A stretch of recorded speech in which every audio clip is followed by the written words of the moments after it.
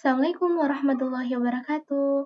Halo teman-teman, apa kabarnya semua? Semoga selalu diberikan kesehatan oleh Allah Subhanahu wa Ta'ala.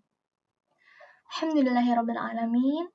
Kali ini aku mau membuat video tutorial yang berkaitan dengan database. Ya, di video sebelumnya aku bahas tentang yang namanya HTML, CSS, dan JavaScript.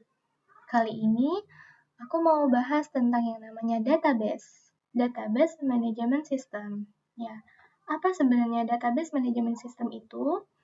Database management system itu adalah database management system itu adalah sebuah software yang digunakan untuk menyimpan, mengatur, dan memastikan data-data itu tersimpan. Jadi fungsinya itu adalah untuk memaksimalkan konsistensi data agar setiap kali menampilkan data sesuai dengan data aslinya. Nah, database ini sangat berguna untuk nanti ada hubungannya dengan HTML, CSS, dan JavaScript yang kita buat. Oke. Nah, ketika kita mau membuat database, kita gunakan yang namanya command prompt ini ya. Nah, caranya, aku mulai ulang dari awal. Caranya itu adalah kita klik Windows plus R. Nah, kita open yang namanya CMD. Kita oke, nanti otomatis menampilkan seperti ini. Nah, oh iya, sebelum itu, ketika kita mau membuat database, kita harus download dulu yang namanya XMPP. Jadi kita pakai aplikasi XMPP. Nah, di database ini kita menggunakan yang namanya bahasa MySQL. Jadi kita startkan dulu. Oke, ini udah kita start ya. Selanjutnya kita balik ke CMD-nya. Nah, sebelum itu kita harus masukkan sebuah kode untuk bisa masuk ke database-nya. Jadi di sini kita pakai kode yang namanya cd // terus kita enter. Nah, kemudian kita masukkan XMPP /MySQL/bin. Enter. Oke, coba kita ulang lagi ya. Mungkin tadi harusnya XMPP-nya dulu baru masuk ke sini. Oke, Windows R. Oke, kita ulang. cd // enter. Masukkan kode XMPP /MySQL/bin. Enter. Oh iya, kurang kode CD-nya. Maaf, harus ada CD. Ya, berarti kesalahannya bukan karena XMPP-nya. Jadi kita harus pakai CD dulu depannya.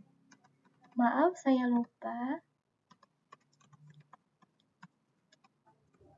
Nah, setelah ini, baru kita masukkan MySQL min u root. Enter. Nah, kalau sudah ada bertuliskan welcome to the MariaDB monitor, berarti dia udah masuk. Nah, jadi database ini menggunakan MariaDB. Nah, sebelum itu, aku coba mau cek beberapa database yang dibuat.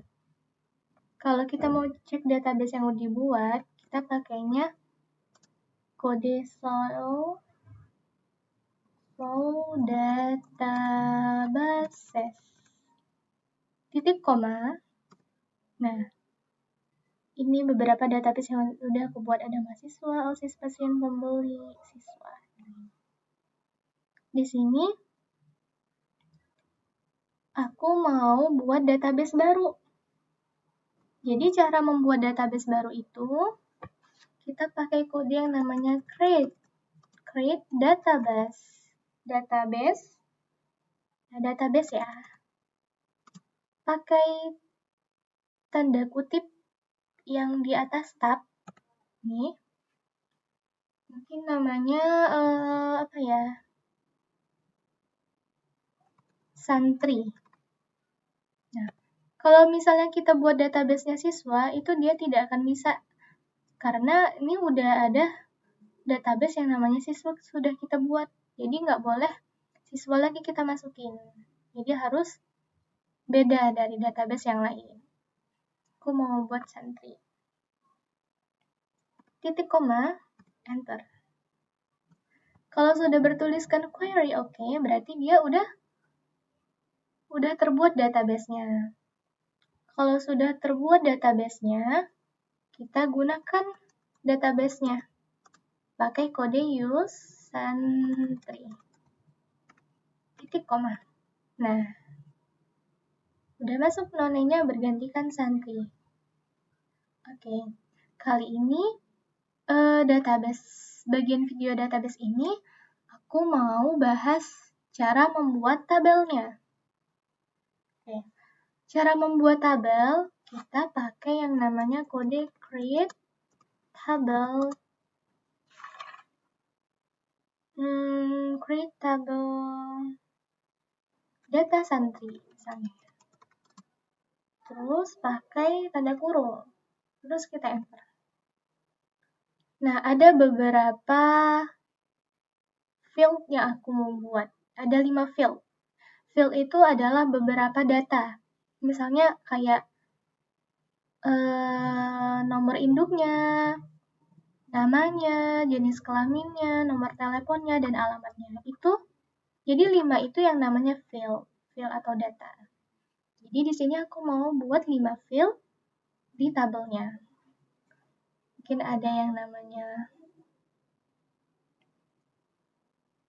NIS mungkin ya, nomor induk santrinya misalnya. Nah, di sini kita pakainya integer. Jadi, ada beberapa kode di database. Jadi ada 3 kode. Misalnya ada integer.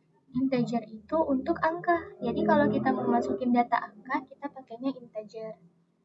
Kemudian ada varchar. Varchar itu untuk teks.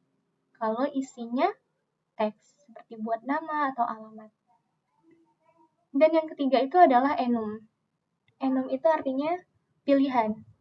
Pilihan itu semisal kita mau buat kayak jenis pilihan, jenis kelamin gitu. Ada laki-laki sama perempuan, jadi ada 2 pilihan.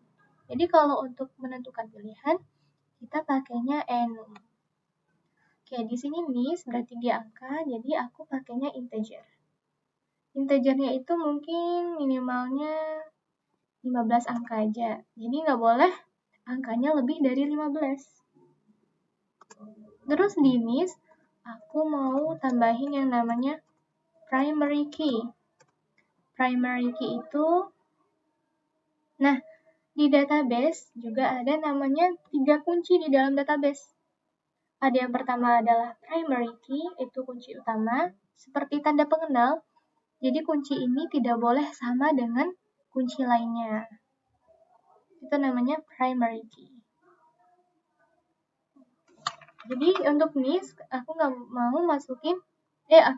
mau nomornya itu sama dengan santri lain. Jadi kitanya pakai primary key. Koma, kenapa koma? Karena kita mau masukin data lainnya. Kan tadi aku bilang mau masukin 5 field. Jadi masih ada tambahannya. Jadi kalau mau lanjut, kita pakainya koma. Jangan titik koma. Udah nih, mungkin mau masukin nama, misalnya nama santri. Ini pakainya varchar. Mungkin isinya 30 ya. Koma. Udah nama santri. Apa ya? Mungkin aku mau masukin nomor telepon ya. Nomor telepon. Pakai varchar aja ya kalau untuk nomor telepon. Itu 12. Terus alamat ini pakai varchar.